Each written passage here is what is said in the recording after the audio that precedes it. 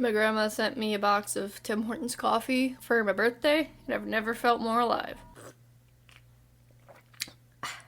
Anyway, here's another character video. Of course, this month's character is Rhea.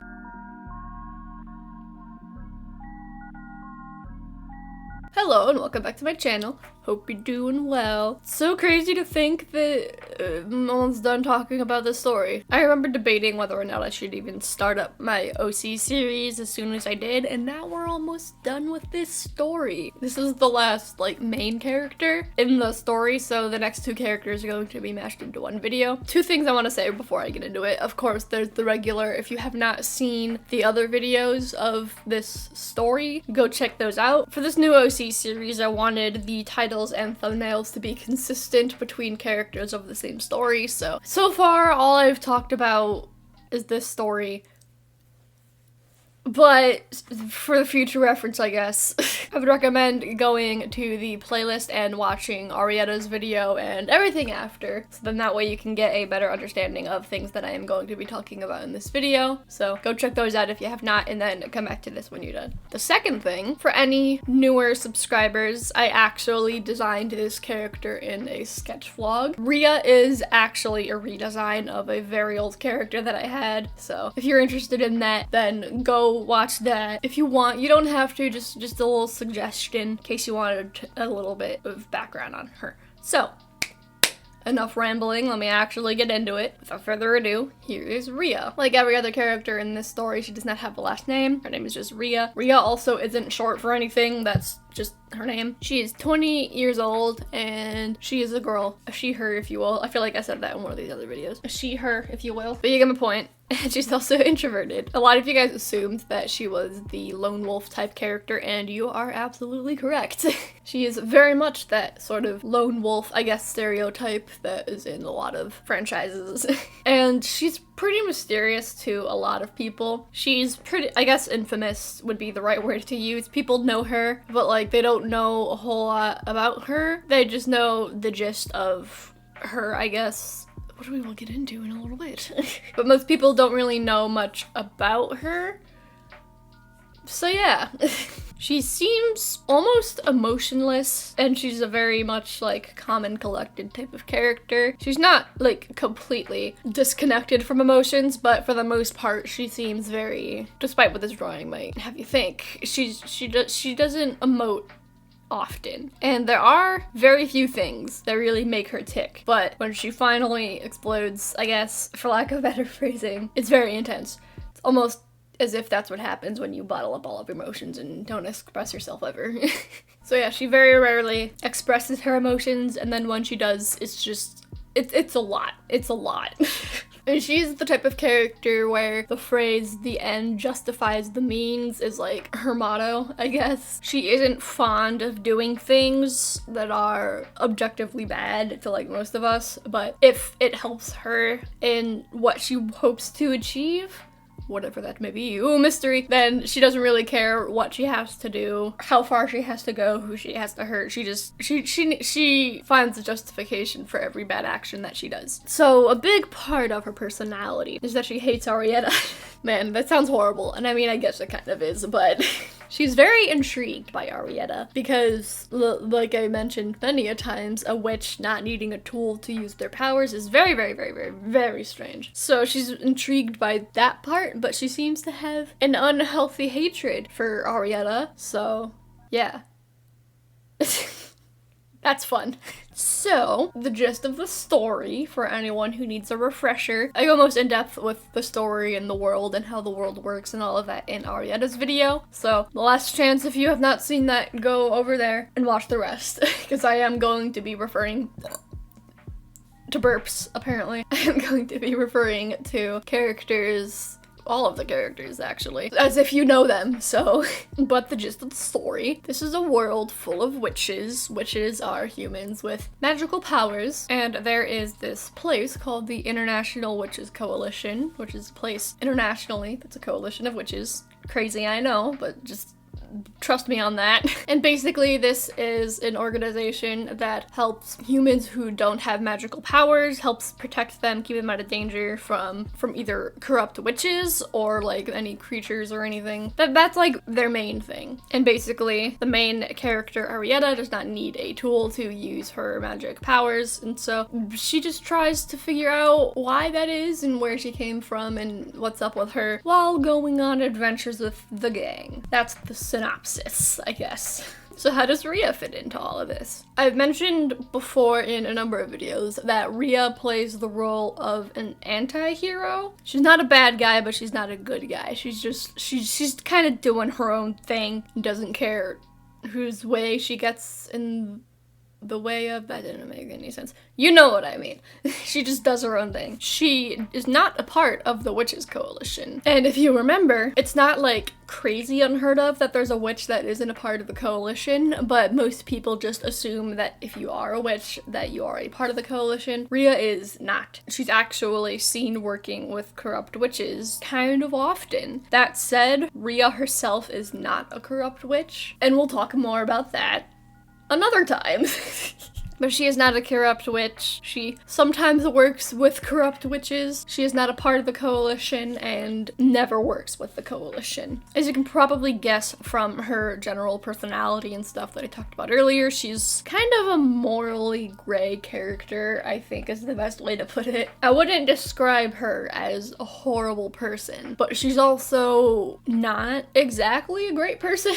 In her mind, like I said, everything she does is justified, but that said, she still does some pretty horrible things, but she also does some pretty good things. It just kind of depends, honestly. Kind of depends on what helps her in achieving her goal, which I will not state because I love torturing you guys. So you're welcome. More mysteries to just sprinkle on top of the rest of the mysteries I provide for you.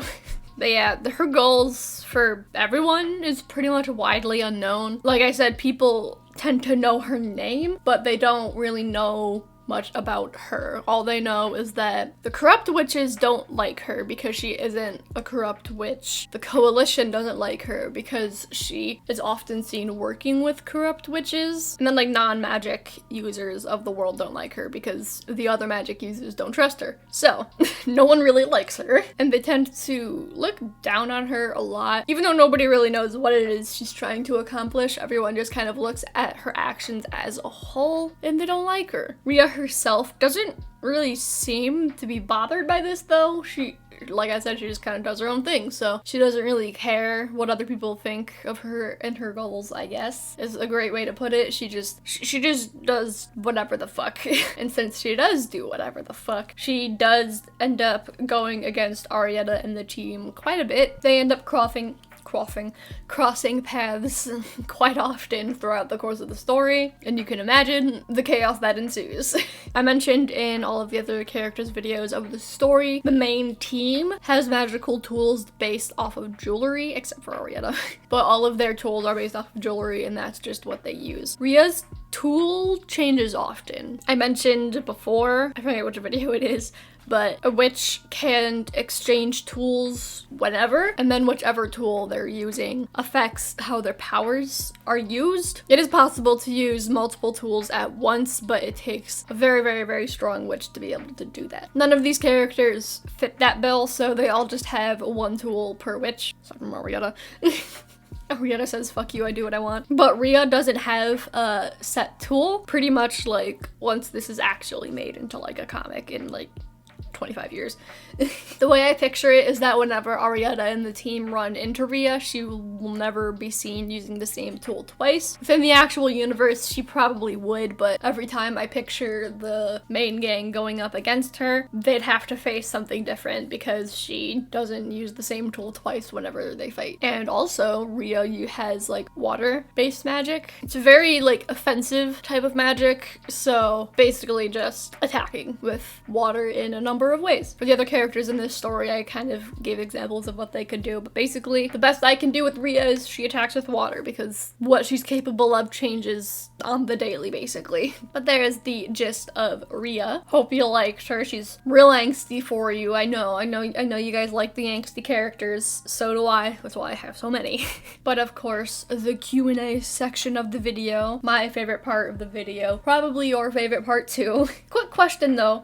Before I get into it, I post the Q&A posts to Instagram because that is where, aside from YouTube, most of my audience is. It's kind of difficult to host that sort of thing on YouTube. I guess I could use the community tab, but for a lot of people, the community posts just get lost, myself included. That's why I do it to Instagram, but I have been more active on Twitter lately, so let me know if in the future you want me to post to Twitter. I probably won't host a character Q&A on Twitter for the next video, but if you want to follow me on Twitter, go over there and let me know your thoughts. Maybe in the future I will also, or exclusively, collect questions from Twitter. Let me know your thoughts.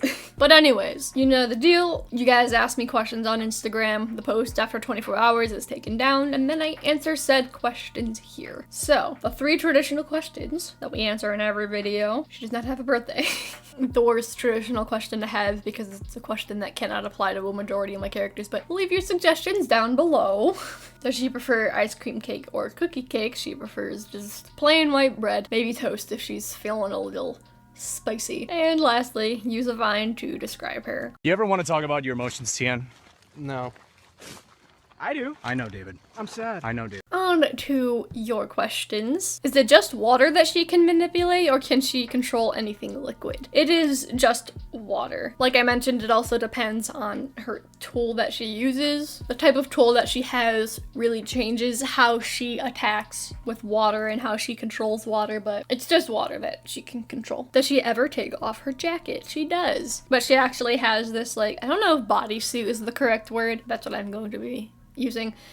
She has like a bodysuit or like a wetsuit underneath her clothes. Since she does have water-based powers, in my mind that translates to her swimming a lot. So basically she just has that wetsuit underneath all of her clothes for whenever any spontaneous swimming needs to occur. When she fall for the up dog joke, she would, and then she would be very upset with herself for falling for it. After you watch this video, feel free to guess who would be saying the up dog joke to her. How is her relationship with everyone? By the beginning of the story, like before the story begins, the only character she knew was Robin.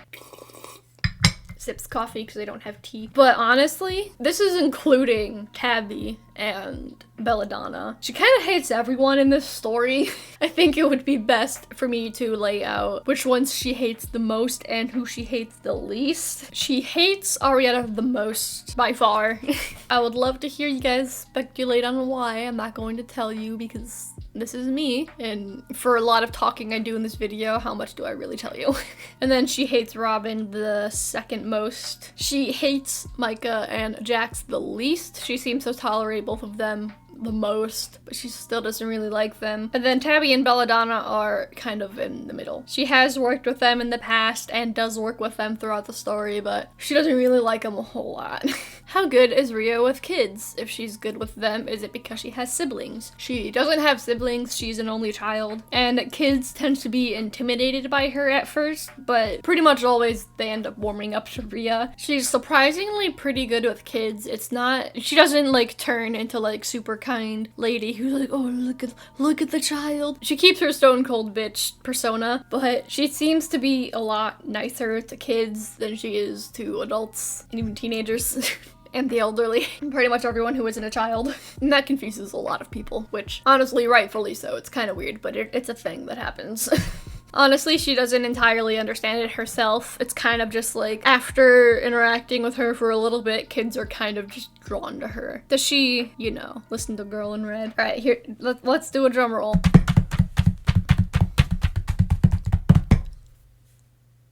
Yes, all the lesbians watching this, I hope you're happy now. My treat to you. Is she a secret softie? No, actually. You might have been able to figure that out, though, from how she acts around kids. Like I said, she's not exactly a great person, but she's not a horrible person either, and she kind of very much portrays that. I guess she's not a secret softie. Maybe she was at one point, but for the most part, she's just an asshat, for lack of a better word. I love her, but she's an asshat. Who would she choose to fight in a fight, Robin or Jax? Absolutely Robin, 100%. Reading the comments you guys had for this video, a lot of you guys ended up shipping her with Robin, and so I asked on Instagram if you guys ship Robin and Arietta or Robin and Rhea. So let me know your thoughts on that, I guess. Would she put water in her cereal just to piss people off? She wouldn't. She's not the type of person to like try and piss people off. It's not like she particularly enjoys making people angry. She just doesn't really care if she does. So I guess to answer this question, very in character of Rhea, she would only put water in the cereal if it benefited her, and she doesn't care who it upsets. What is her view on humans existing? It's truly tragic. The biggest tragedy in her life.